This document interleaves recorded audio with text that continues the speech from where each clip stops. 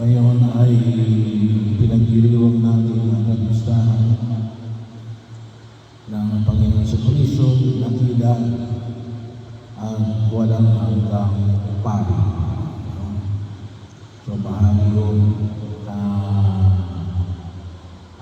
binibigyan natin ngayon ng pagkapahalaga at hindi naman ay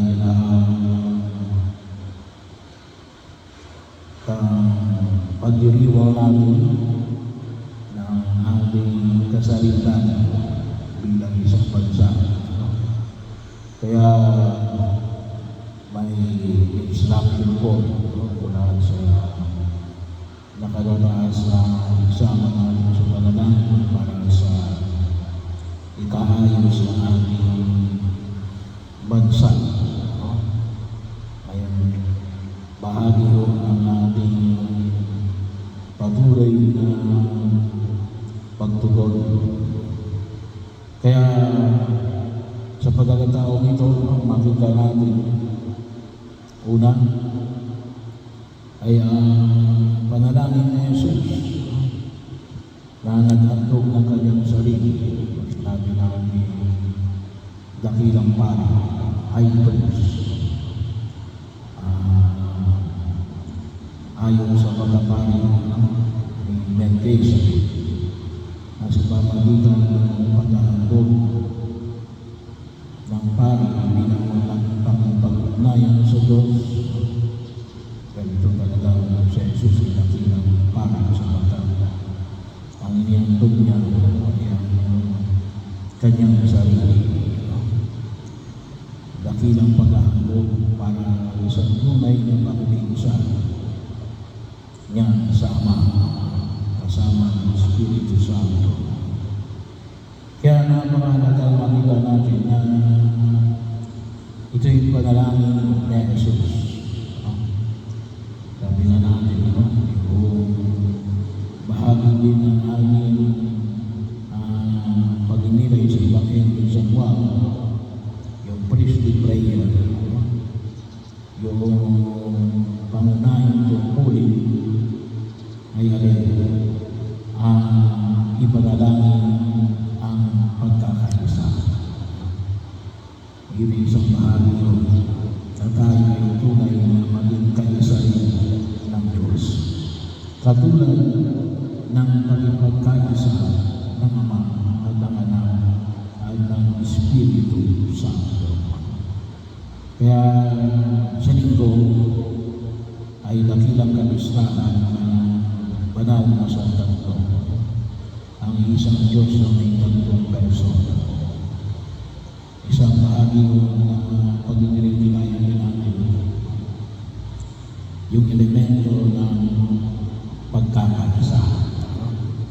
Sabi nga natin, hindi pagkakaisa dahil sa pagkapare-pareho, ngunit pagkakaisa sa gitna ng maraming pagkakaiba. Pangalawa, bahagi yun na isa rin na dapat natin pagkaisa ay ang ating pagpapahalaga sa kalayaan. Kasi ang Independence Day na sabi natin kasalunan ay isang pagpapahalaga sa kalayaan. Hindi lamang mula na sa kalayaan ng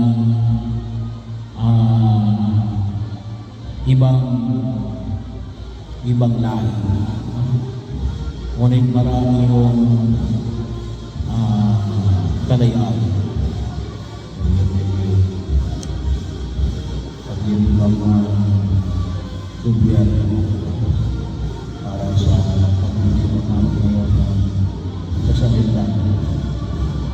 Pero kalayaan, sabi nga natin, magana sana magkaisa tayo, kalayaan mula sa kahirapan, sa maalis tayo sa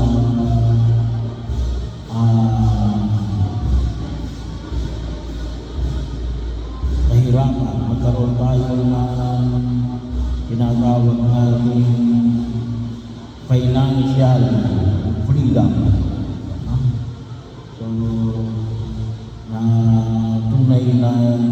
tayo sa gitna ng ating kakulangan.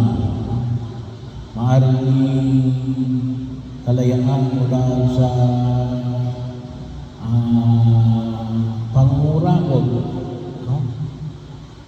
Kalayaan mula sa mga bagay na nagpapahirap hindi lamang sa iisang bayan, ngunit sa buong sangkatauhan. So, akibat din yan yung tinatawag natin na yung kalayaan na makita ang tunay na katatayuan ng lipunan ating ginagalawa. Hindi nagiging alipin na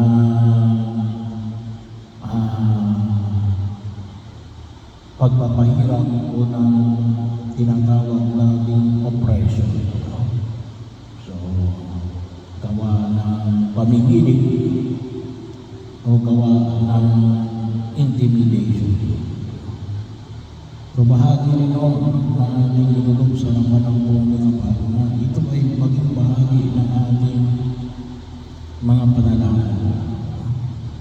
Well, isa rin po rito yung ating nilangin sa bigyan ng ito ay yung tayo ay yung isang panalangin din natin ay yung tinatawag natin na itong hinaharap ngayon ng ating bayan, encroachment ng China, yung impeachment. Yung impeachment ay para makita natin yung tinatawag natin accountability, o responsibility. Nabanggit ko na rin ito kahapon. Kuminsan tayo hindi umaamin. Ayaw natin umamin kasi hindi sapagkat hindi tayo yung gumawa.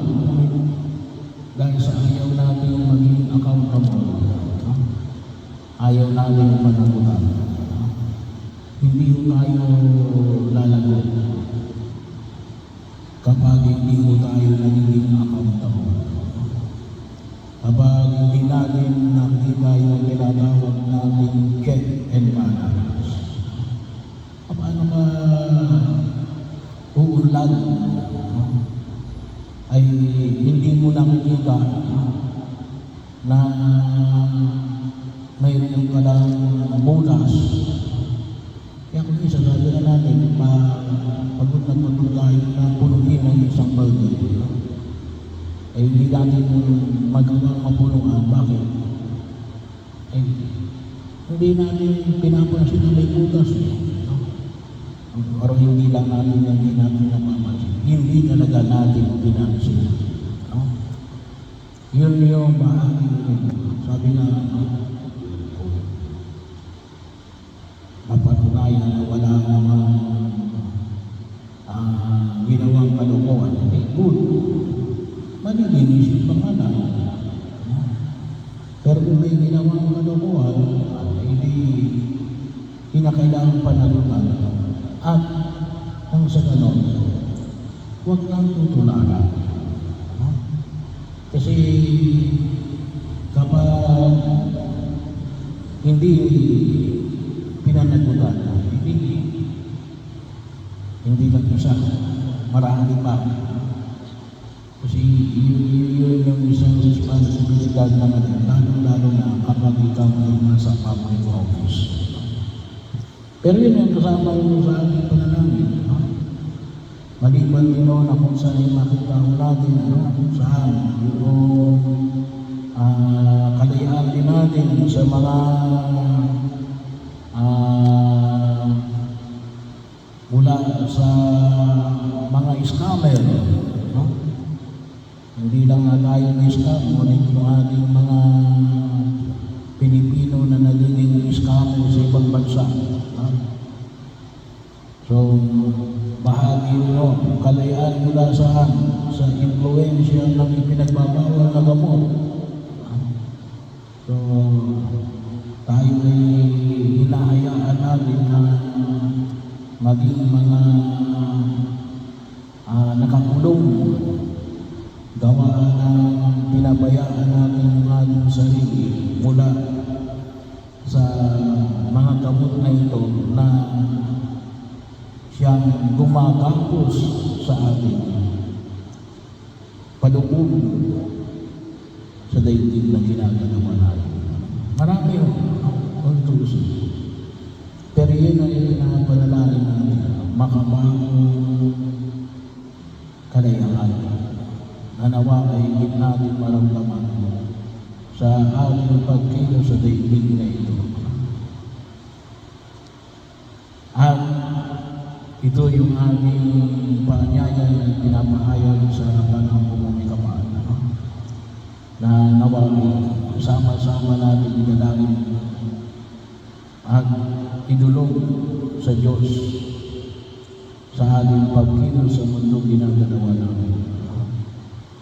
Nang sa ganon ay tunay na maging maayos ang ating pagkilos sa lahat ng uri ng kapahamakan at mga pangamba.